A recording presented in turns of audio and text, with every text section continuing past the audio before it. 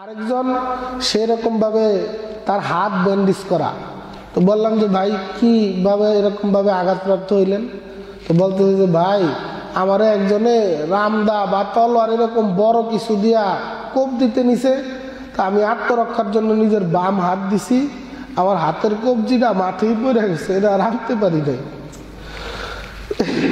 এরপরে আরেক সাথী আমাদের বলায়ও সে সফর করছে, সে বলতেছিল যে আমি এরকম ভাবে 2018 সালেও তাদের দ্বারা ব্যাপক ক্ষতিগ্রস্ত হয়েছি, আমারে তারা মৃত মনে করে তুরাগ নদীতে ফালায় চলে গেছে।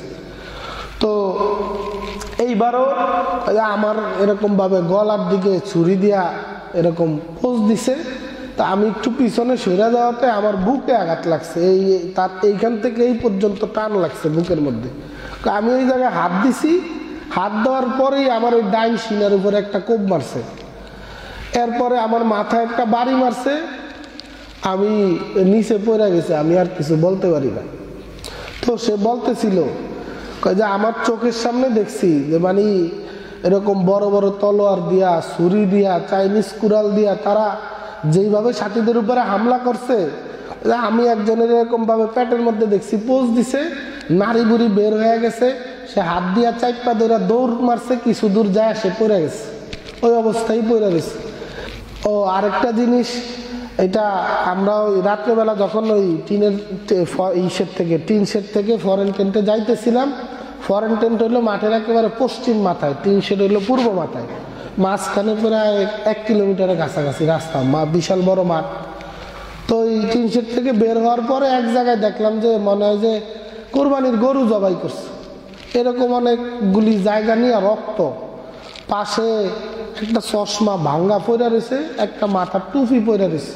তো ওই জায়গা দিয়া লেখা আছে যে এইখানে আমাদের এক ভাইকে জবাই করে শহীদ করা হয়েছে। এই আলামতগুলিকে কেউ নষ্ট করবেন না। আল্লাহর মেহেরবানি যে আল্লাহ তাআলা আমাদেরকে দ্বীনের জন্য একত্রিত করছেন।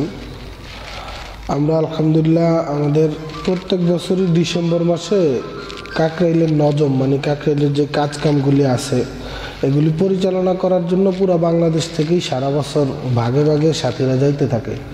আমাদের নজম ছিল এই ডিসেম্বর মাসে। আবার এবছর বিভিন্ন পরিবেশের কারণে টঙ্গী ইজতেমার কাজও অনেক পিছানো ছিল, ইজতেমা আসন্ন, অনেক কাজ বাকি। এই বিষয়গুলি চিন্তা করে মুরব্বীরা বিভিন্ন জেলার থেকে সাথীদেরকে মাঠে কাজ কামের জন্য রওনা হইতে বলছিলেন। তো ওই এলানের সাথে আমরা পুরা ভোলা জেলার থেকেই, চরফেশন, লালমোহন, বিভিন্ন থানার থেকেই সাথীরা আলহামদুলিল্লাহ লঞ্চে উঠছে। আমরা ভোলা সদর থেকে গেছিলাম লঞ্চে, 17 তারিখ বিকালবেলা আমরা ভোলার থেকে রওনা হই। তো আমরা ময়দানে পৌঁছার আগেই আমরা লঞ্চে থাকা অবস্থায় ইতিহাসের এই উল্লেখযোগ্য যে বর্বরিচিত ঘটনা এটা ঘটে যায়। আমরা লঞ্চে থাকেই আমাদের মুরব্বীদের সাথে যোগাযোগ করি, তো ওনারা বলেন যে আপনারা আর টঙ্গীতে যায়েন না, টঙ্গীর পরিবেশ তো এরকম অবস্থা, আপনারা কাকরাইলে চলে আসেন। তো আমরা ওনাদের ফাইসাল অনুযায়ী কাকরাইলে গেলাম। তো সেখানে যাওয়ার পরে মুরব্বীরা আমাদেরকে এরকমভাবে শুনাইলেন যে আমাদের আহত ভাইরা ব্যাপক পরিমাণে ঢাকা মেডিকেলে আসতেছে। যারা আহত হয়েছে, হামলাটা তো এরকম রাত্র প্রায় 3:30টার দিকে হয়েছে, বেশিরভাগ মানুষ ঘুমানো, কিছু মানুষ তাহাজ্জুদের আমলের মধ্যে ছিল। এই অবস্থার মধ্যে অপ্রস্তুত অবস্থায় এরকমভাবে হামলাটা হয়েছে। তো লোকজন ওই সকালেই যারা বেশি আহত হয়েছে তারা ঢাকা মেডিকেল চলে আসতেছে। আপনারা এখান থেকে কিছু লোকজন ঢাকা মেডিকেলে যান ওই সাথীদের সেবা শুশ্রূষার নিয়তে। আবার ওই সাতপন্থী সাদিয়ানিরা হামলা তো করছেই, মিডিয়াকে দেখানোর জন্য ওই লোকগুলিকে যারা হামলার শিকার হয়েছে তাদেরকে বিভিন্ন জিনিস বুঝায় সমঝায় যে এখানে ভালো চিকিৎসা নাই, প্রাইভেটে ভালো চিকিৎসা করাবো, আপনারা আমাদেরই সাথী, এইভাবে বলে বলে সেখান থেকে 2-4 জনকে নিয়েও যাইতেছে। এটাকেও এরকমভাবে রক্ষা করা দরকার, সাথীদের হেফাজত করা দরকার, এই নিয়তে কিছু সাথী তৈরি হন। তো আলহামদুলিল্লাহ আমাদের ভোলার থেকে আমি, আমাদের এই মেহেদি ভাই, আমরা আরও কিছু সাথী আলহামদুলিল্লাহ গেছিলাম। তো যাওয়ার পরে যেটা দেখলাম আহত সাথীদের অবস্থা, ওই সময় একজন বেওয়ারিশ লাশ পৌঁছাইছিল, তার পরিচয় শনাক্ত করা যায় নাই, মারা গেছে।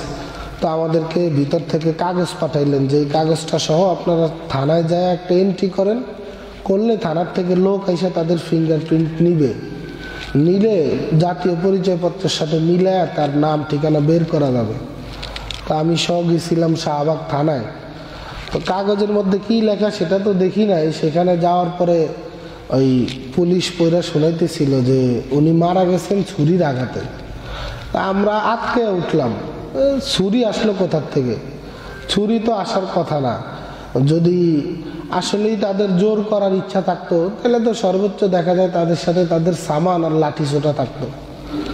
এরপরে আমরা 8 জন এতাতিকেও ধরছি ওই ইসের সামনে থেকে, ওই ঢাকা মেডিকেলের সামনে থেকে, যারা এইভাবে সাথীদেরকে তশকিল করে বিভিন্ন দিকে নিয়ে যাইতেছিল আহত সাথীদেরকে। তাদেরকে ধরে আমরা আমাদের মুরব্বীদের পরামর্শ অনুযায়ী পুলিশে সোপর্দ করে দিছি। এরপরে আমরা কাকরাইলেই অবস্থান করতেছিলাম।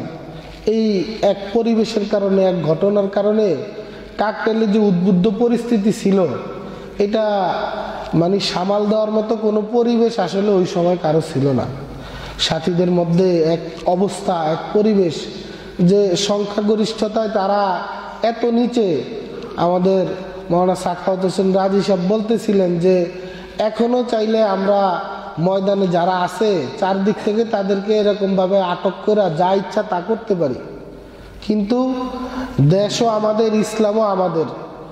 এই জন্য আমরা আসলে এরকমভাবে কিছু করতেছি না যে আমাদের দ্বারাই যদি দেশের মধ্যে নৈরাজ্য হয়, পাল্টাপাল্টি আক্রমণ হয়, হামলা হয়, তাইলে তো এরকমভাবে আমাদের দ্বারা দেশের ক্ষতি হইল, দেশের মাল সম্পদের ক্ষতি হইল। এই জন্য আমরা আসলে এরকমভাবে চুপ আছি। এই জন্য কেউ আমাদেরকে কাপুরুষ মনে করেন না। তো ওনাদের কথাবার্তায় সাথীরা কিছুটা তাসাল্লি পাইছে। এরপরে বিকালবেলা আবার খবর আসলো যে আসলে সাথীদের রাহাবারি করার জন্য, তাদের সেবা শুশ্রূষা করার জন্য অনেক লোকজন দরকার। সকালে যারা গেছে কেউ খানা টানা খাইতে গেছে, চলে আসছে। তা আমি আবারও গেলাম আমাদের সাথীদের মশওয়ারার সাথে। তো এইবার আমরা ভিতরে ঢুকছি। প্রথম সকালবেলা ভিতরে ঢুকতে দেওয়া হয় না, আমাদেরকে সামনে অবস্থান করার জন্য বলছেন। অনেক লোকজন ভিড় থাকে জরুরি বিভাগে। তো বিকালে যখন গেলাম, ভিতরে ঢোকার পরে যে চিত্র আমাদের সামনে আসছে, মানে এটা আসলে কোনোভাবে ভোলার মতো না। খানা খাইতে গেলে কোনো একাকি হইলেই এই জিনিসগুলি মনে পড়ে। রাত্রেবেলা ঘুমাইতে গেলে ওই সাথীদের অবস্থাগুলি চোখের সামনে ভাইসা ওঠে। এক ভাই অল্প বয়স্ক, 25-26 বছর বয়স হবে, তার মাথায় এত জোরে আঘাত করা হয়েছে সে এরকমভাবে পাগল হয়ে গেছে। তার সাথে তার ভাই আছে, ভাইরে চিনে না, আবার চিনে, আবার কখনো বিড় করে কি জানি বলে, আবার কোনো সময় এরকমভাবে সে বেড থেকে উঠা চলে যেতে চায়, মানে পাগলের মতো আচরণ করে। আরেকজন সেরকমভাবে তার হাত ব্যান্ডেজ করা। তো বললাম যে ভাই কিভাবে এরকমভাবে আঘাতপ্রাপ্ত হইলেন? তো বলতে যে ভাই আমারে একজনে রামদা বা তলোয়ার এরকম বড় কিছু দিয়া কোপ দিতে নিছে। তা আমি আত্মরক্ষার জন্য নিজের বাম হাত দিছি, আমার হাতের কবজিটা মাঠেই পড়ে গেছে, এটা আর আনতে পারি নাই। এরপরে আরেক সাথী আমাদের বলায়ও সে সফর করছে, সে বলতেছিল যে আমি এরকম ভাবে 2018 সালেও তাদের দ্বারা ব্যাপক ক্ষতিগ্রস্ত হয়েছি, আমারে তারা মৃত মনে করে তুরাগ নদীতে ফালায় চলে গেছে। তো এইবারও আমার এরকম ভাবে গলার দিকে ছুরি দিয়া এরকম পোজ দিছে। তা আমি একটু পিছনে সরে যাওয়াতে আমার বুকে আঘাত লাগছে, তার এইখান থেকে এই পর্যন্ত টান লাগছে বুকের মধ্যে। আমি ওই জায়গায় হাত দিছি, হাত দেওয়ার পরেই আমার ওই ডাইন সিনার উপরে একটা কোপ মারছে। এরপরে আমার মাথায় একটা বাড়ি মারছে, আমি নিচে পড়ে গেছে, আমি আর কিছু বলতে পারি না। তো সে বলতেছিল যে আমার চোখের সামনে দেখছি যে মানে এরকম বড় বড় তলোয়ার দিয়া, ছুরি দিয়া, চাইনিজ কুড়াল দিয়া তারা যেইভাবে সাথীদের উপরে হামলা করছে, আমি একজনের এরকম ভাবে পেটের মধ্যে দেখছি পোজ দিছে, নাড়ি বুড়ি বের হয়ে গেছে, সে হাত দিয়া চাইপা ধরে দৌড় মারছে, কিছু দূর যায় সে পড়ে গেছে, ওই অবস্থায় পড়ে গেছে।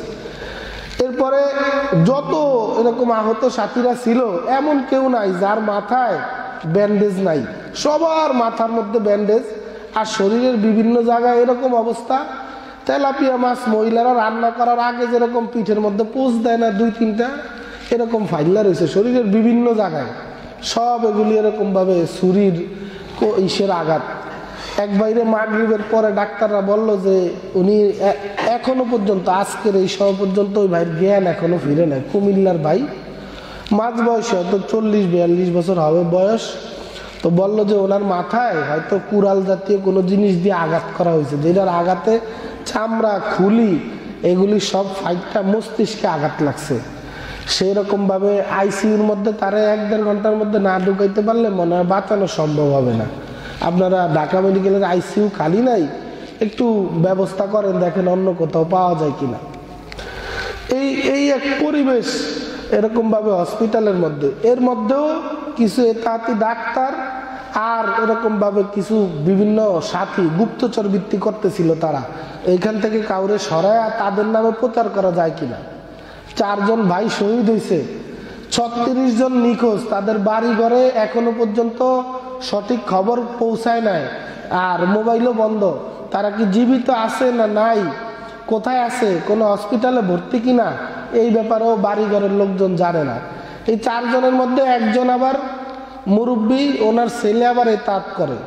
সে দুপুর বেলায় আমাদের সাথীদের মধ্যে থেকে ওই মানে নিজে বাবারে তাঁতি পরিচয় দিয়া জোর কইরা, তার হালকার অন্য সাথীরাও বলছে যে না, বাবা আমাদের সাথে ছিল, ছেলে তাঁতির সাথে ছিল।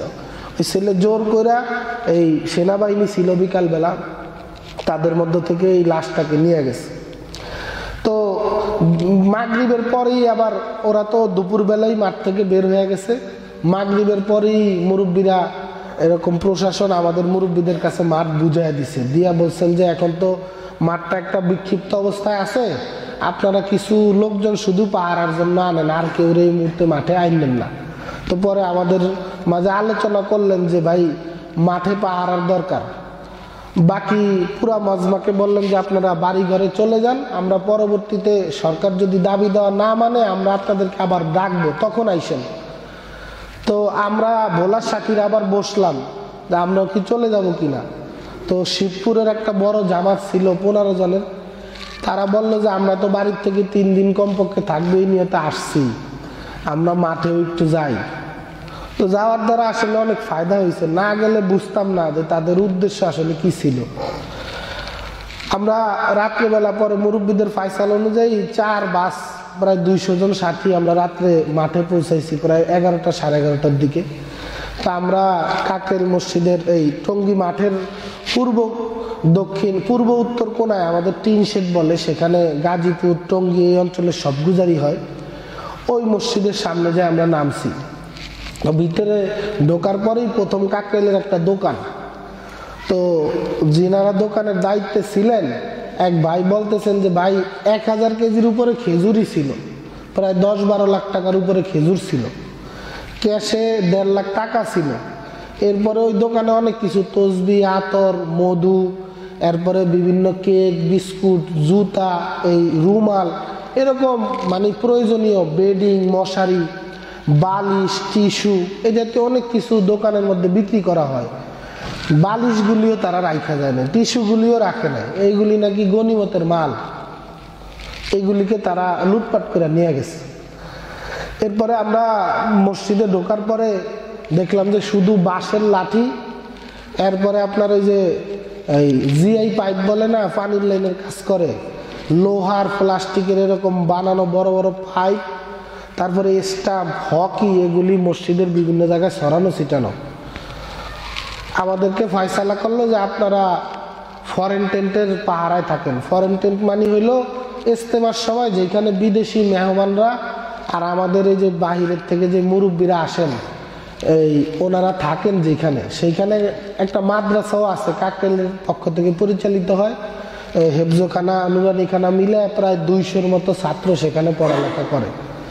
ওই মাদ্রাসাটাই ওই ইজতেমার সময় এই মুরব্বীদের কামরা হিসাবে ব্যবহার হয়, ইজতেমার পরে আবার সেখানে মাদ্রাসা চলতে থাকে। তা আমাদেরকে বললো যে ওইখানে আপনারা পাহারায় যান।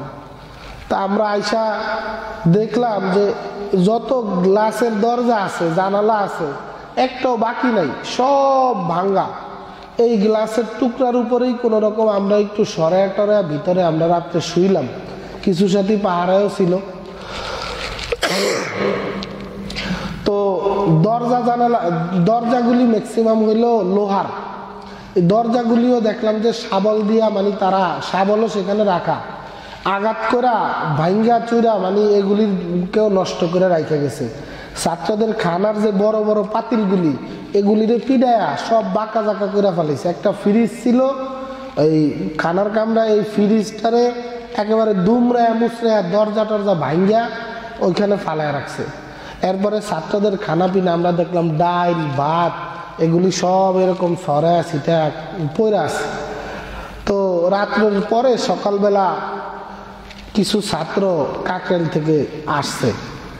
আসার পরে ওরা আমাদেরকে ঘটনা শুনাইলো যে ভাই আমরা তো ঘুমানো, হঠাৎ করেই এইরকম 3:30টার দিকে দেখলাম যে হই দলে দলে তারা এরকম ময়দানের মধ্যে ঢুকতেছে। তো অনেক লোকজন ছিল যারা শার্ট প্যান্ট পরা। এই লোকগুলি সাধারণত আমাদের ভিতরের এই ফরেন টেন্টের ভিতরের অলিগলি চিনে না।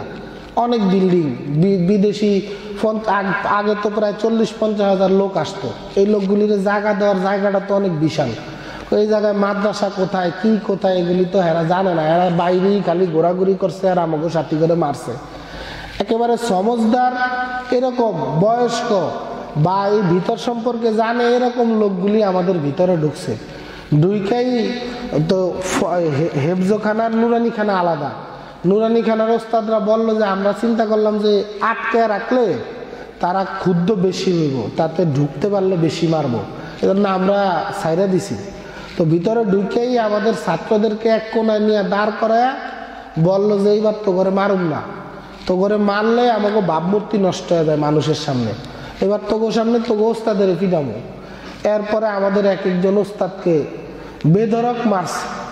আমরা একজন ওনার বাসায় দেখতে গেছি, আবার অনেকে বিকালবেলায় মাঠেও আসছেন ওনাদের মাল সামানা হেফাজত করার জন্য। পুরা শরীরে সোপ সোপ দাগ।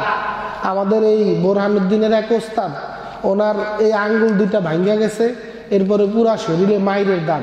সবচেয়ে বয়স্ক যিনি ছিলেন উসমান সাহেব, ওনার কথা মানে চিন্তা করলে খুব খারাপ লাগে। আমাকেও মনে হয় যে হাদি সাহেবের চাইতে হয়তো অল্প ছোট বড় হবে, এরকম বয়স্ক একজন মানুষ।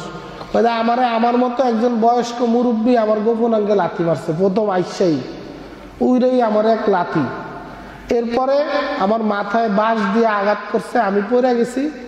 এরপরে আমার শরীরের উপরে তারা যা ইচ্ছা তা করছে, হাত পা সব ওনার এরকম ভাবে ভাঙ্গা গেছে, কাউরে ছাড়ে নাই। ওই যে হুজুর বলতেছিল যে মারছে, আর ওই বারবার বলছে যে তোগো হেফাজতি বাবারা কই, তো মামিন নাই কই, মানে এইভাবে যেটা আমাদের মুখে উচ্চারণ করতে কষ্ট হয়, এইভাবে বইলা বইলা তারা মানে ওনাদের উপরে অত্যাচার করছে। হেফজোখানার বড় বড় ছাত্ররা ওস্তাদদেরকে এইভাবে মারে, এটা কি কেউ সহ্য করতে পারে? তো 2-3 জনে দৌড়ায়া বাঁচানোর চেষ্টা করছে ওস্তাদদেরকে, তাদেরকেও তারা মারছে। তারা হেফাজত করতে কেন আসলো? এক ওস্তাদ সে বাথরুমের ভিতরে ঢুকছে আর কি, ঢুকা দরজা আটকে দিছে। তো আমরা রাত্রেবেলা ঢুকেই বুঝছি ওই বাথরুমের দরজাটা সবচেয়ে বেশি বাঁকানো জাকানো ছিল, বুঝছি যে হয়তো এটার ভিতরে কেউ পলাইছে। পরে আমরা ভিতরে ঢুকে দেখছি ট্যাপের উপরে রক্তের দাগ, দেয়ালে রক্ত লেগে রয়েছে ওই বাথরুমের ভিতরে। পরে সকালবেলা ছাত্ররা শুনাইলে যে এটার ভিতরে আমাকেও জাকারিয়া সাহেব ঢুকছিল, হ্যাঁ এই শাবল দিয়া গুতায় এই দরজা ভাঙ্গা ভিতরে ঢুকা তারা এরকম ভাবে বাইর করে এরপরে ব্যাপক মারছে। তারে ভিতরে ঢুকছে কেন, এই জন্য বেশি মারছে, সব ভাঙ্গা চিরা তসতস করে রাখছে ভিতরে। এরপরে সেইখানের বিভিন্ন জায়গার থেকে ছাত্ররা বড় বড় দাও, হ্যাঁ এরকম ভাবে মানে ছুরি টুরি এগুলি অনেক কিছু তারা চলে যাওয়ার পরে দিনের বেলা তারা বের করছে। এগুলি আবার মাঠে প্রশাসন ছিল, তাদেরকে হস্তান্তর করা হয়েছে। দিনের বেলায় আমাদেরকে মাঠের মধ্যে পাহারাদারির জন্য দিল মুরব্বীরা। আমরা দেখলাম যে কিছু কিছু জায়গায় লাউ, এরপরে কাঁচা গোস্ত, কাঁচা মাছ, এরপরে পেঁপে কাটেন না, আলু কাটেন না, পরে রয়েছে। মানে ওরা এগুলি রান্না করে খাওয়ার পর্যন্ত সময় পর্যন্ত ভিতরে অপেক্ষা করে নাই।